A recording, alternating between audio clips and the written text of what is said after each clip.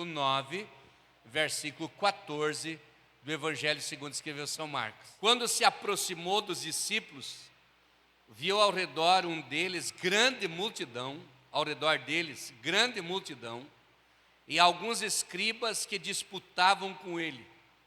E logo toda a multidão, vendo, ficou espantada, e correndo para ele, o saudaram. E perguntou aos escribas: que é que discutis com eles? E um da multidão, respondendo, disse: Mestre, trouxe-te o meu filho, que tem um espírito imundo, ou espírito mudo, e este, onde quer que o apanha, despedaça, espuma e range os dentes, e vai se secando. E eu disse aos seus discípulos que o expulsasse, e não puderam. E ele respondeu e disse-lhe: ó geração incrédula, até quando estarei eu convosco? Até quando vos sofrerei ainda? Trazei-mo. E trouxeram-lhe. E quando ele ouviu, logo o espírito agonizou com violência, e caindo endemoniado por terra, revolvia-se espumando. E perguntou ao pai de família: quanto tempo há que lhe sucede isso? E ele disse-lhe: desde a infância, e muitas vezes o tenho lançado no fogo e na água, para o destruir. Mas tu podes fazer alguma coisa? Se podes fazer alguma coisa, tem compaixão de nós e ajuda-nos. Jesus disse-lhe: se tu podes crer, tudo é possível ao que crê. E logo o pai do menino, clamando com lágrimas, disse: eu creio, Senhor, ajuda a minha incredulidade. E Jesus, vendo que a multidão concorria, repreendeu o espírito imundo, dizendo-lhe: espírito mudo e surdo, eu te ordeno, sai dele, não entres mais nele. E ele, clamando, agitando-o com violência, saiu e ficou o menino como morto, de tal maneira que muitos diziam que estava morto. Mas Jesus, tomando pela mão, ergueu e se levantou. E quando entrou em casa, seus discípulos lhe perguntaram à parte: por que não pudemos nós expulsar? E Jesus lhe disse: esta casta de demônios não pode sair com coisa alguma, a não ser com oração e jejum. Veja a trajetória. Quando estava pregando ontem, eu citei aqui a grande vitória de um pai que lutou incansavelmente pela libertação espiritual do seu filho. Esta é uma vitória de alguém que travou uma guerra espiritual contra o inferno em defesa do seu filho. Alguém que entrou numa batalha contra o inferno, contra as trevas, em benefício da sua família, e foi vitorioso. Ele foi buscar o auxílio para o seu filho e alcançou. Ele foi buscar ajuda para a sua família e alcançou. Esse homem, nós vemos lá no pé do monte. Jesus sobe o monte com Pedro, Tiago e João. Acontece a transfiguração e ele desce do monte. E ele encontra no versículo 9 os escribas discutindo com os discípulos. Escribas fala dos homens copistas da lei. Provavelmente, enquanto o pai de família queria a libertação para o filho, eles estavam discutindo teologicamente. Escribas discutindo, era discutir Bíblia, era discutir teologia. Mas Jesus não estava muito interessado na discussão teológica. Ele perguntou o que estava acontecendo ali. E nesse momento o pai de família interrompe o silêncio dos demais membros da multidão que ouvia a discussão dos escribas com os discípulos e diz o texto, um da multidão: Eu trouxe o meu filho para ser liberto, mas os discípulos não puderam expulsá-lo. Se tu podes fazer alguma coisa, faça. E Jesus disse: se você crer, tudo é possível àquele que crer. O pai estava desesperado, em lágrimas, diz o texto.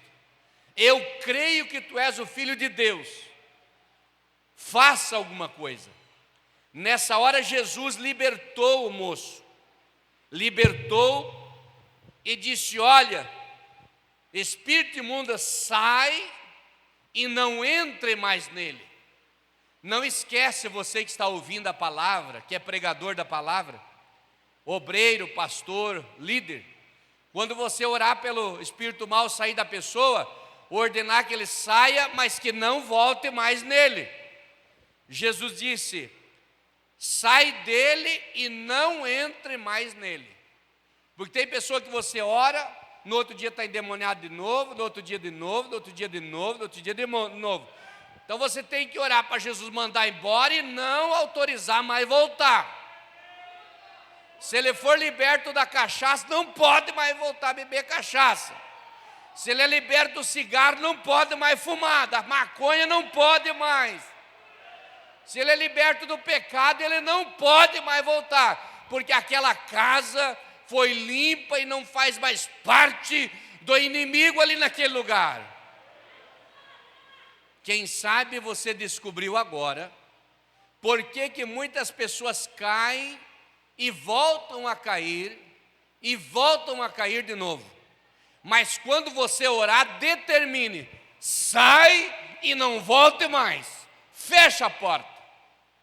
Eu atendi uma igreja, eu tinha 18 para 20 anos, e eu fui visitar uma mulher, uma senhora viúva que tinha um filho solteiro, ou era neto que ela criava, e ela fazia uns trabalhos para sobreviver e cobrava seus passes, suas invocações, seus trabalhos. E ela pediu para me orar dentro da casa. E eu orei dentro da casa e a glória de Deus entrou dentro daquela casa. E eu repreendi o inimigo e determinei que nunca mais ele voltasse lá. E fui embora. Passados-se alguns meses, aquela mulher apareceu num culto da igreja. Depois do culto, ela disse que queria falar comigo. Daí eu fui ouvir a mulher. Ela disse: pastor, eu era presbítero da igreja. Depois que você orou lá, eu não tenho outra alternativa. Eu tenho que vir para a igreja, porque eles não foram mais lá. Eu disse: quem que não foi mais? Ela falou: é que eu chamava e eles iam todos, e demorou a me explicar quem era. Depois ela disse: quem ela chamava lá? Porque naquela oração que tu fez lá, você disse: vão embora e nunca mais entre nessa casa. Quando você orar por libertação, determine a libertação completa para nunca mais voltar. Agora vejam só. Diz que o demônio tomava esse moço e jogava no fogo e jogava na água. Ele queria destruir de duas formas. O fogo fala da destruição por fora, externa, queimando. E a água fala da destruição interna, por afogamento. O diabo sempre vai tentar matar a vida espiritual da pessoa de uma forma ou de outra. Tentação externas, que vão vir para tentar você, para te derrubar. Ofertas, tentações, aparências, propostas vão vir. São tentações externas, coisas que você vê que vêm. Mas terá tentação interna também. Desejo de fazer, vontade de voltar, vontade de cair de novo no vício, vontade de pecar de novo, vontade de adulterar, de se prostituir de novo, vontade de voltar lá para onde você ia. E essa é a tentação de dentro. Ou o diabo vai tentar você por fora para jogar no fogo, para consumir, para queimar. Ou ele vai tentar por dentro para afogar a tua vida espiritual. Mas diz que esse moço caía e ficava revolvendo. Então você não aceite, fique vigiando. Se a tentação for por fora, você olha, você pode até pensar que nem a Eva desejar, mas pare, repreenda, vira as costas e sai, em nome de Jesus. Porque você não pode se deixar levar pela tentação externa. Mas pode também que venha a tentação interna, ninguém está vendo, mas o teu coração está fervendo para fazer uma coisa errada. Resista o diabo e ele fugirá de vós. Peça oração, dobra o seu joelho, peça para os obreiros botar a mão na tua cabeça, repreenda o mal, não aceite, não se entregue, você é de Deus. Não se entregue, irmão, fica firme, vai para a oração, vai para o jejum, vai para a presença de Deus. O diabo será vencido, você não vai cair. Não se deixe levar pelo teu sentimento, pela tua vontade, mas se deixa levar pela vontade de Deus. Jesus passou por essas tentações, mas veja só, Jesus disse assim: olha, esta casta de demônios não se expulsa senão pela oração e jejum. Ontem eu pensei sobre isso, até citei na igreja. Sabe por que ele disse que era só jejum e oração? Porque a condição desse endemoniado, ele era surdo e mudo. Surdo não ouve e mudo não fala. Jesus viu que a situação do moço era de tal forma que eles não tinham intervenção na vida dele quando ele era tomado pelo mal. Não ouvia e não falava. E quando a pessoa não fala e não ouve, que você não tem comunicação, então é só jejum e oração. Se alguém não te ouve, se alguém não fala com você, não brigue com ele nem com ela, mas vai para a oração e para o jejum, e Deus vai fazer a obra completa, glória a Deus. Oração e jejum. Não tem comunicação, mas o jejum e a oração tem alguma coisa. Nenhum deles faria nada por esse moço, mas Jesus chegou. Jesus chegou. E quando Jesus chega, escute ou não escute, ele faz o milagre. Fale ou não fale, a determinação vem dele. Ele determinou abençoar, ele abençoa. Ele determinou transformar, ele transforma. Ele determinou curar, ele cura. Ele determinou libertar, ele liberta. Deixa-me citar um exemplo. O apóstolo São Paulo queria servir a Deus? Não. O apóstolo São Paulo estava fazendo coisinha boa para Deus ficar contente com ele? Não. Perseguindo os cristãos, humilhando os irmãos. Mas Jesus determinou: eu vou transformar Paulo. A determinação veio de quem? Veio de Deus. Jesus disse: Ananias, vai lá orar por Paulo. Mas ele é duro, é bravo, é valente. Deixa comigo.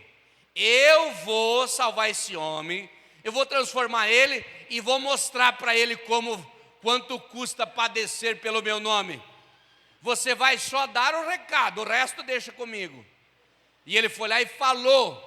E Paulo ouviu a voz de Deus. Não ouviu a pregação de ninguém, mas a oração de alguém foi ouvida. Pode que alguém da tua família não ouve pregação de ninguém, não vai no culto, não gosta de Deus, não gosta da palavra de Deus. Nós respeitamos e entendemos. Mas ele vai ouvir é Deus. Quando ele estiver dormindo, Deus vai se manifestar com ele. Quando estiver no carro, Deus vai se manifestar para ele.